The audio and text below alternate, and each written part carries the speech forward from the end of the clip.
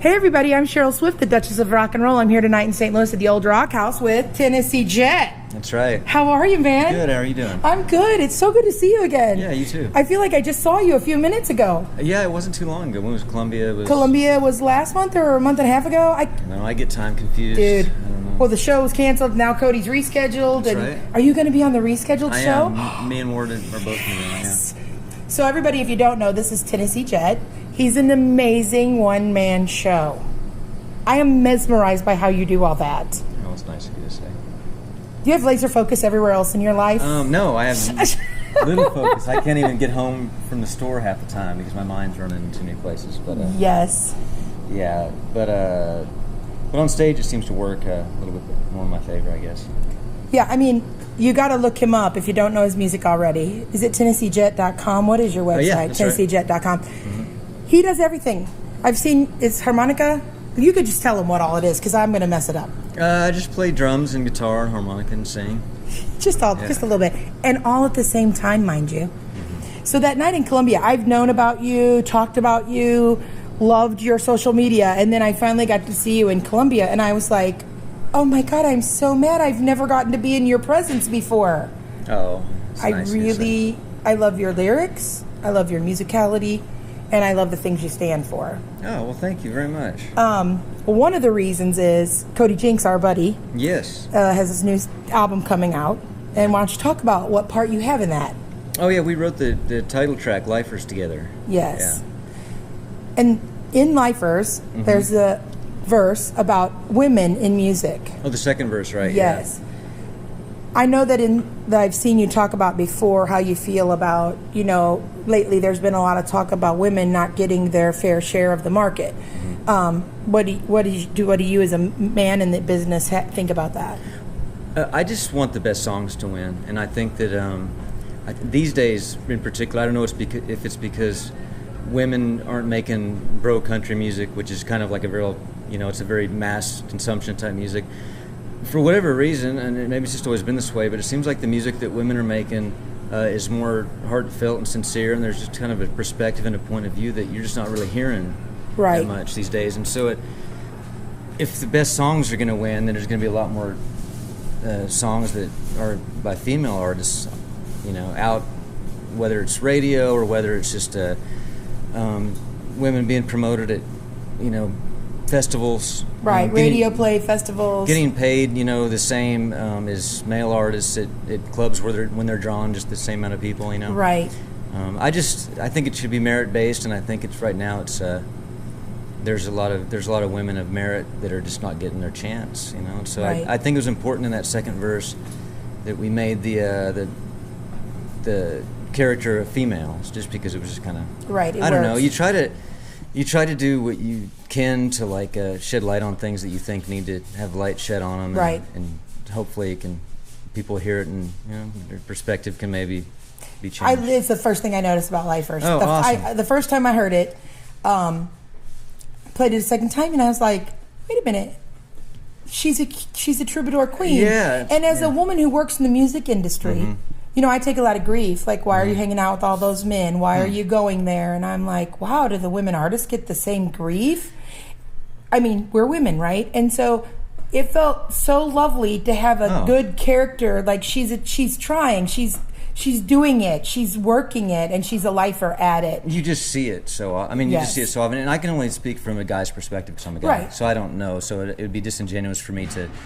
you try to put yourself in other people's shoes as a songwriter, right. But you just see it blatantly out there. You just see that. You look at a festival bill and there's 3 women. Yeah, 3 women out of like 30 people on the bill, and oftentimes it's like they're at the very bottom and the print. It's like on the Willy Wonka. When right, they're the it's the things you don't want to read on the medicine. Yeah, it's like a tiny thing, and it's like, but wait. There's so many women out there right now coming up and making a name for themselves. You look at Margot, Sunny, Kayla Ray. I mean, there's all these women, and sometimes, I'll be like, well, where are the women on this tour, this festival? Which is, I love that Sunny and Ward and you and Cody, that Sunny has, been such a big part of touring the last, couple years, and because I love her music. Yeah, and it's nice to see that. Well, I don't view women as like in a different category. I just view them as just like another songwriter, you know. Right. Well, I do too. But as a woman, I think sometimes I see it like, oh, thank God, there's a woman on the bill. Or, you know, like that. Well, it just seems like there's a perspective that we're just not hearing. Right. And I agree. And it's the one that like I miss hearing. You know, whenever I think of artists that like. I love, like, whether it's Lucinda Williams, you know, or if you look back further, like Loretta Lynn, people like that. They're just a whole perspective and a cultural point of view that you're just not hearing these days. Right. And so it's just, it makes for some really bad, homogenistic music, you know? Right. I agree. So, well, thank you for taking a stand and writing about it and adding a woman, you know, as a character in the song. Yeah. As a woman, thank you, and as someone in the music world, thank you not only for that, but for writing such like introspective and interesting lyrics. Oh, thank you. There's the song. I know I'm going to mess this up. I tried to memorize it earlier about the body is the suitcase of the parts of the soul. Drifting, yeah. Drifting. You're right, yeah. And I always say, this is just my skin bag that I got. Oh, I'm going to sew you suitcase if you're okay with that from now on. Sure. Because that's so much better. Steal away. Can I steal that? Yeah, I'll give you props when I use it. Fine, yeah. But, you know, your lyrics, they're just so good. And I'm like, wow, you're singing all that while doing all that. I just find you intriguing thank you. with how much you're able to give of yourself. You know, like it's a full experience and it's just you. That's like mesmerizing to me. Oh, well, thank you. It's a blessing to be able to do this for a job because, you know, your full focus can be on that.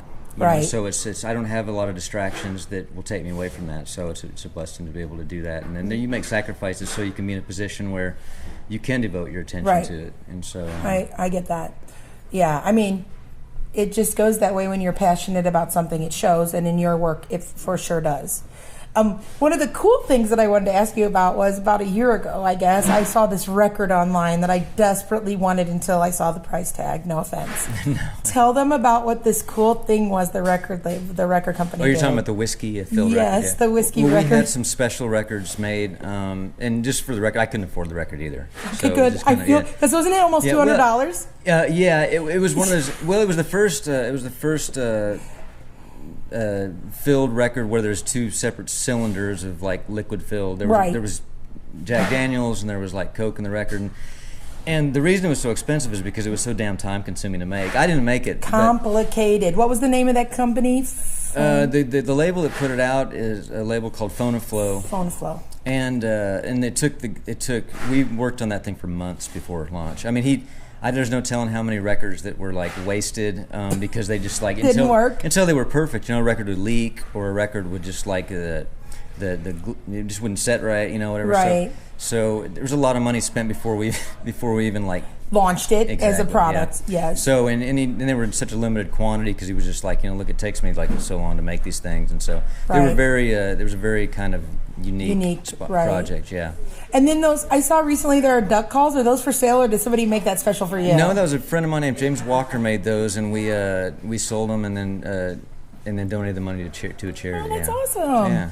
Thank you for being that kind of guy. Oh, well, I didn't really do much, honestly. He asked if I would put my name on them. And you were like, yes. And I was like, well, of course, you know. Yes. You know, so he did all the work on that, but I was happy to be part of it. Right, totally. So this year, you have a new album out, or when did it come out? You have a new single coming out recently. Yeah, there's a new single just out.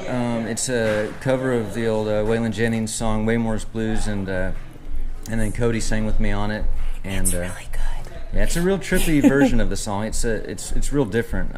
It was you put on a photo on Instagram or something of your, and everybody knows those tattoos that knows Cody. So I was like, oh, I wonder what they're gonna pull out of their sleeve. Yeah. It was like a full circle because when I first started playing music, I really wanted to be Waylon Jennings bad. I mean, down to the guitar effects, and you try to act like you think Waylon acted, and you try to sing like him and everything, and you reach a point where you go like, you know, this is kind of the opposite thing that you should do if you really aspire to be like a cutting edge artist like, you know, Waylon Jennings, you know, or Willie Nelson or people like that. Is like copying them is like the last thing you should do. You should only copy their intention and them having their unique yourself vision. With that intention pushing you forward. The most un-Waylon Jennings thing you can do is just be a picture copy of Waylon Jennings, you know, because I concur. Because he wasn't doing that. He wasn't trying to. He was an innovator. He loved Hank Williams, but he wasn't coming out there with like, you know, a nudie suit and you know. So it just kind of hit me one day. It was going like, you know, if you unless you break away from this, then you're just going to be a bad imitation of him. And so this single is it's out there. It's super. And when is that released? It was just released, well, it depends on when this is going to air. Yeah, I'm not sure when this is airing. We're recording this on August. I don't even know what day it is. Is it the 2nd of August? I don't know. I think it's the 2nd of August, but we don't know what day you'll see this. It's going to be out soon. Tomorrow, so which means you guys... Oh, you'll see out. it. Yeah. By the time you see this, you can go get it. Yeah. And where will that be? It's iTunes. I think Rolling Stone's premiering it tomorrow. Oh, great. They're gonna premiere it Friday. And it's crazy. I played it for Cody, and he said it sounds like Waylon on acid, and I was like... Yes, you're like, perfect. I won in life. That was exactly the goal. Yeah, he killed it too. It was really cool. Yes.